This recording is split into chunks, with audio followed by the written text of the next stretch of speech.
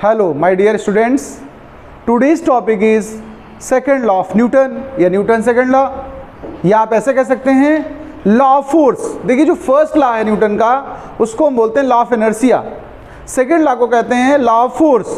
आइए हम लोग लॉ ऑफ फोर्स को डिस्कस करेंगे, तो please note down the heading law of force, this is the second law. Okay, now we start. Second law क्या है या लॉ ऑफ फोर्स क्या है? ये जो बेसिकली डिफाइन होता है वो लीनियर मोमेंटम से डिफाइन होता है। देख लीजिए जरा, एक डेफिनेशन समझ लीजिए जरा। The rate of change of linear momentum is known as force. कैसे, जरा इसको समझना भाई। Rate of change of linear momentum force कैसे होगा, जरा इसकी बात कर लेते हैं।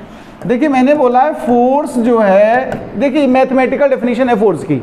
फोर्स की थ्योरेटिकल डेफिनेशन मैंने शुरुआत में डिस्कस की थी। पुल और push is known as force that cause by which we can change the direction of motion, magnitude of the speed, we can change shape and size. ये जो definition थी वो थ्योरेटिकल डेफिनेशन थी। अगर हम मैथमेटिकली डिफाइन करना चाहें तो हम कह सकते हैं the rate of change of linear momentum is known as force. यानी फोर्स है क्या, देख लो जरा भाई। चेंज ऑफ लीनियर मोमेंटम, देखिए चेंज वर्ड यहां ऊपर आएगा, change of linear momentum by time. Rate तब बनेगा जब हम लोग टाइम से डिफाइन कर देंगे। तो अब ये हो गया rate of change of linear momentum. अच्छा, चेंज ऑफ लीनियर मतलब हो गया फाइनल लीनियर मोमेंटम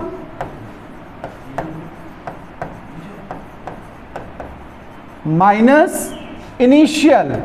देखिए अगर फाइनल मोमेंटम से इनिशियल लीनियर मोमेंटम माइनस कर दिया जाए तो ये चेंज बोला जाएगा बाय टाइम।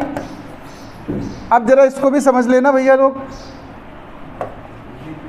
फाइनल मोमेंटम की बात करूं मैं, इनिशियली सपोज करो स्पीड u थी, इनिशियल वेलोसिटी या स्पीड को हम क्या सिंबल देते हैं u, और फाइनल को क्या देते हैं v। तो अगर इस तरीके से हम कहें तो फाइनल लीनियर मोमेंटम होगा हमारा mv और इनिशियल होगा mu, और टाइम को हम सिंबल में रिप्रेजेंट करेंगे t से, और फोर्स का सिंबल हमारा F हो गया। यहां से देख लो, आप चाहो तो मास को कॉमन ले सकते हो, नहीं ले सकते हो, m/v/t देखो ऐसे बनेगा mv माइनस u। अच्छा, आपको पता है एक्सीलरेशन की डेफिनेशन पिछले चैप्टर में डिस्कस की थी मैंने, v minus u/t is a, याद है? या v is equal to u minus at, आप इससे समझ सकते थे। v is equal to u plus at एक फार्मूला हुआ करता था, इसी से आप एक्सीलरेशन निकाल सकते हो कि नहीं निकाल सकते हो। तो यहां देखो इतना हिस्सा क्या रिप्रेजेंट करेगा, एक्सीलरेशन को देख लो आप। तो फोर्स इज इक्वल टू क्या प्रिपेयर हो गया आया ma। अगर इसको वेक्टर फॉर्म में लिखना हो तो कैसे लिखेंगे, देख ले जरा भाई जी। Vector form, in vector form. Vector के लिए हम लोग ऊपर एरो बना देते हैं, जो वेक्टर क्वांटिटी होती है उनके ऊपर क्या बना देते हैं, एरो। तो ये वेक्टर फॉर्म बोला जाएगा। तो force is equal to ma, this is known as Newton second law, this is known as Newton second law, और it is also known as law of force. एक और बात नोट करके समझ लेना जरा, बड़ा इंपॉर्टेंट फैक्ट है, नोट में इसको लिख दो, नोट। क्या इंपॉर्टेंट फैक्ट यहां सुनना। एक्चुअल में न्यूटन के 3 लॉ हैं, सुने कि नहीं सुने आपने? फर्स्ट लॉ है law of inertia, second law of force, third law of action and reaction. Actual में 3 अलग अलग लॉ नहीं होने चाहिए, ये तीनों एक ही बात को बताते हैं। अगर कभी आ जाए true law, Newton's true law, यानी एक्चुअल कौन सा लॉ है, तो second law is known as Newton's true law. Newton का ट्रू लॉ यही है हमारा सेकेंड वाला। अब एक मैं यहाँ कहानी सुना देता हूँ थोड़ा सा, रीजन क्या है। ये तीनों लॉ एक ही हैं एक्चुअल में। न्यूटन ने जब डिस्कस किए हैं तो उन्होंने आइडिया नहीं लगा पाया कि 3 चीज़ों को हम जो अलग अलग बता रहे हैं वो एक्चुअल में एक ही चीज़ का पार्ट है, स्पेशल केसेस हैं। मैं आगे प्रूव भी करूँगा कि first law exist in second law, third law also exist in second law, मतलब second law is actual law. तो अगर कभी ऑब्जेक्टिव में आए, कंपटीशन में ऐसा क्वेश्चन आता है, which law of Newton is actual law या ट्रू लॉ, ठीक है, या all laws exist in which law, तो आप कहेंगे सेकेंड लॉ। जैसे आपने कहानी सुनी होगी हाथी वाली। एक गांव में हाथी आया था, पूरे अंधे लोग रहते थे वहाँ पर, 6-7-8 अंधे रहते थे। वो हाथी देखने गए, किसी ने सुनी है कहानी? नहीं सुनी है। वो हाथी देखने गए। अब अंधे भाई तो देख तो सकते नहीं, अंधा व्यक्ति स्पर्श करके, टच करके महसूस करता है कि कैसी चीज़ होगी। तो अब सबने हाथी को टच किया। टच करने के बाद जिसने, मान लीजिए किसी ने कान छुआ, तो उसके मन में हाथी का स्ट्रक्चर कैसा बनेगा? सूप जैसा। जिसने पैर को टच किया उसको क्या लगा? पिलर जैसा है, खंभे जैसा है हाथी।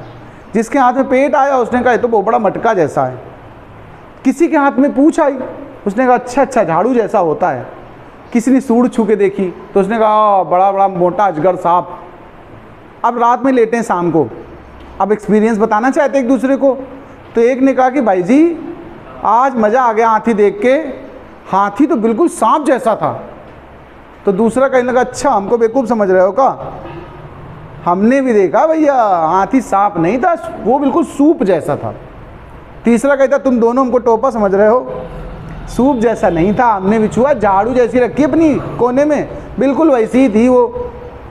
तो चौथा बोला अच्छा हमको समझा रहा बेटा, मटके से बड़ा साइज था उसका, बहुत बड़ा मटके जैसा था एकदम। तो बताओ क्या वो अलग अलग बोल रहे थे, मतलब गलत बोल रहे थे क्या? वो एक्चुअल सब सही बोल रहे थे, लेकिन सबने कंबाइन नहीं किया, अलग अलग सबने डिफाइन किया, यही तो कह सकते हो। तो क्या हाथी के इतने स्ट्रक्चर बताए जा सकते हैं क्या? न्यूटन्स लॉ में यही हुआ है। न्यूटन के अकॉर्डिंग ये 3 कॉन्सेप्ट हो गए, फर्स्ट सेकंड थर्ड। बाद की स्टडी में क्लियर हुआ कि जो सेकंड है वही एक्चुअल है, फर्स्ट भी इसी का केस है और थर्ड भी इसी का स्पेशल केस है। हम इसको प्रूव भी करेंगे आगे कि first law obtain from the second, third also obtain from the second, it's mean second law is actual law. तो एक काना आदमी वहां पर लेटा था, इसने पूरा देखा था। उसने कहा भाई जी सब लोग एक साथ मिलाओ अपनी स्ट्रक्चर को, तब असली हाथी समझ पाओगे कैसा था। तो यही बस यहाँ कंफ्यूजन है, तो ये ध्यान रखिएगा, ट्रू लॉ यही है। तो मैं बात कर रहा था कि ट्रू लॉ कौन सा है? सेकंड वाला। सेकंड लॉ से हम फर्स्ट लॉ वापस पा सकते हैं। तो चलिए हम लोग यहाँ पर ये प्रूफ कर देते हैं कि first law is the special case of second law. इसको हम इरेज कर दे रहे हैं, नोट तो कर ही लिया होगा आप लोगों ने। हम यहाँ कहना चाहते हैं, देखिए प्रूफ करना चाहते हैं, prove that Newton's first law is exist in second law. देखो अगर कभी ये भी आ जाए बाय द वे कि प्रूफ करिए सेकेंड लॉ ट्रू लॉ है, तो ट्रू कैसे प्रूफ करेंगे? एक्चुअल लॉ है तो ऐसे प्रूफ करें। अगर सेकेंड में पहला भी एग्जिस्ट करता दिखा दें हम कि फर्स्ट भी सेकेंड में है और थर्ड भी सेकेंड का ही पार्ट है, तो प्रूफ नहीं हो जाएगा कि सेकेंड इज एक्चुअल। तो एक्चुअल अगर सेकेंड प्रूफ कर रहे हैं तो सुनिए जरा, हम सबसे पहले लिखेंगे वी नो दैट, जो सेकेंड लॉ है उसको उठाइए। We know that F is equal to change of linear momentum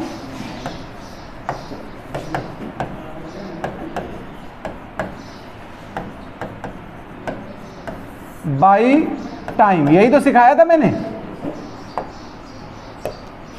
यही तो हमारा सेकेंड लॉ है। या मैथमेटिकली अगर हम कहें तो हमने ये सिखाया था v minus U by T, ऐसा सिखाया था कि नहीं सिखाया था? अच्छा एक बात कहूँ मैं आपसे, अगर आपको फर्स्ट लॉ का मैथमेटिकल फॉर्म याद हो तो बता दो मुझे। न्यूटन के फर्स्ट लॉ का मैथमेटिकल फॉर्म किसी को याद है? v is equal to constant. First law आप लोग देख लीजिए पलट के पेज, मैंने पिछले टर्म में पढ़ाया है, उसमें मैथमेटिकली मैंने कहा था v is equal to constant. Definition थी फर्स्ट लॉ की, if any object in motion then remains in motion, in rest then remains in rest, याद है? Until we does not applied any external force, okay याद है? तो v is equal to constant, यानी velocity constant आ जानी चाहिए, first law ये कहता है। तो हम सेकेंड लॉ का मैथमेटिकल फॉर्मेट लिखा मैंने, ठीक है?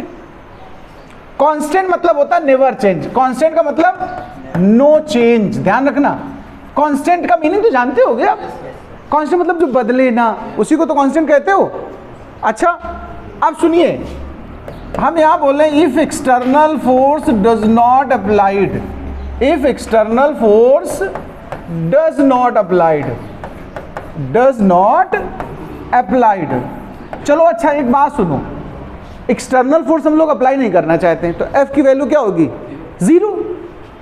तो F हो गया हमारा 0, F बिकम्स 0, तो V minus U by T बना कि नहीं बना बताओ? इसमें T और M को 0 में ले जाओ तो कुल मिला के V माइनस यू बिकम्स 0, बोलो। और V माइनस यू बिकम्स 0 मतलब V बिकम्स U। क्या वेलोसिटी चेंज हुई? इनिशियल वेलोसिटी ही तो फाइनल है, या फाइनल ही तो इनिशियल है। That is we can say that there is no change in velocity, velocity में कोई चेंज नहीं है। वेलोसिटी ना चेंज होने का मतलब एक बात ये भी कर सकते हो कि एक्सेलरेशन 0, वेलोसिटी ना चेंज हो तो एक्सेलरेशन क्या हुआ? एक्सेलरेशन तो ये था rate of change of velocity, जब चेंज ही नहीं हो रही तो एक्सेलरेशन 0 है ना। एक्सेलरेशन 0 होगा, इसका मतलब वेलोसिटी नो चेंज, और वेलोसिटी नो चेंज को हम ऐसे कह सकते हैं वेलोसिटी इज कांस्टेंट। ध्यान से देखो, हमने स्टार्ट किससे किया है? सेकेंड लॉ से, और पहुंच कहां गए? फर्स्ट लॉ में। तो सेकेंड लॉ में फर्स्ट लॉ को एग्जिस्ट कर रहा है कि नहीं कर रहा है?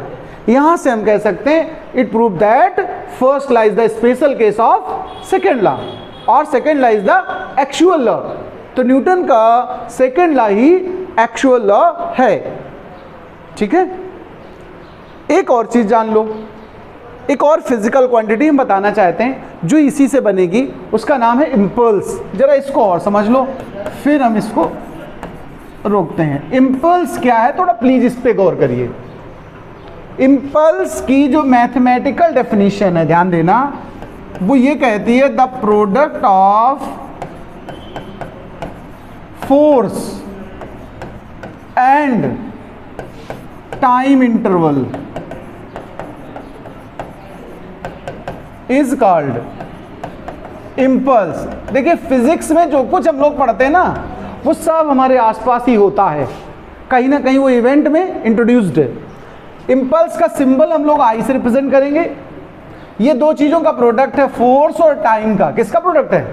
फोर्स और टाइम का। ये इम्पल्स है। अच्छा इसको थोड़ा और प्रोसीड कर दें, देख लीजिए जरा। फोर्स को हम लिखते हैं mass into change of velocity by time, याद है? अभी फोर्स का पीछे फार्मूला क्या बना था? M V minus U by T बना था। टी से टी देखो कैंसिल आउट हो रहा है, तो I इज इक्वल टू बन के आया एम वी माइनस यू। तो I is equal to M V minus M U. M V पता क्या है? Final linear momentum. M U क्या है? Initial linear momentum. तो फिर I is equal to final linear momentum minus initial momentum. अच्छा देखो ये दोनों क्या बता रहे हैं? Change of momentum. क्या बता रहे हैं? Change of linear momentum. तो मतलब इसका क्या हुआ, और थोड़ा जान लो भाई जी।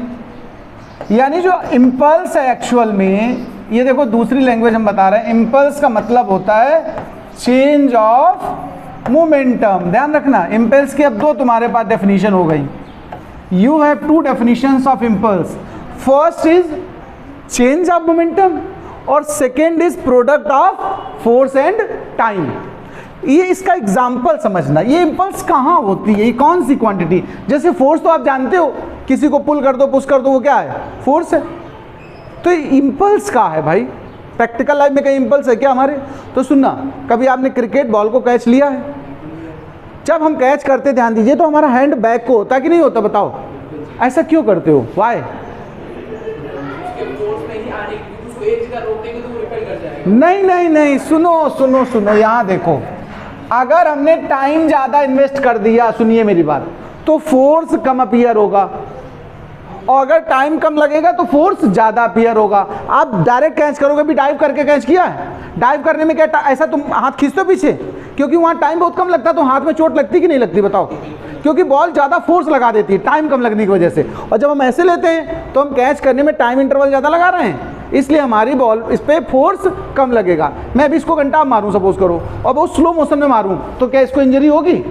लेकिन वही हम लेस टाइम इंटरवल में सड़ाम से मार दें तो क्या होगा? तो इंजरी ज़्यादा होगी ना, फोर्स ज़्यादा अप्लाई होगा। यही इम्पल्स है। इम्पल्स मतलब फोर्स और टाइम का रिलेशन है। टाइम शॉर्ट है तो फोर्स ज़्यादा अप्लाई होगा, टाइम ज़्यादा लगा दिया फोर्स कम। भाई बुलेट होती, बुलेट तो समझते हो ना, ये धड़ाम धड़ाम शूटिंग जो होती है। आप सुनिए, बंदूक से जब गोली निकल के जाती है तो very short interval of time में हाई वेलोसिटी अटेन करके किसी के पेट के अंदर घुस जाती है और उसको ख़त्म कर देती है। वही गोली बंदूक से होकर ना जाए, हाथ से फेंक के मार दो, क्या कोई मरेगा? क्योंकि उसको पहुंचने में टाइम ज़्यादा लगा। ठीक है भाई, तो ये टाइम और फोर्स का रिलेशन है, इसी को हम लोग क्या बोलते हैं? इम्पल्स। और इम्पल्स को दूसरी तरह से बोलें तो क्या बोल सकते हैं आप? Change of linear momentum. Clear बात? इम्पल्स की यूनिट और जान लो, यूनिट हम यहां से बनाएंगे, देखो न्यूटन इंटू सेकेंड। देखो यूनिट क्या बन गई? Newton into second. It is also vector quantity, it is also vector quantity. Impulse भी कैसी क्वांटिटी भाई साहब? वेक्टर है। चलिए इतना नोट कर लीजिए।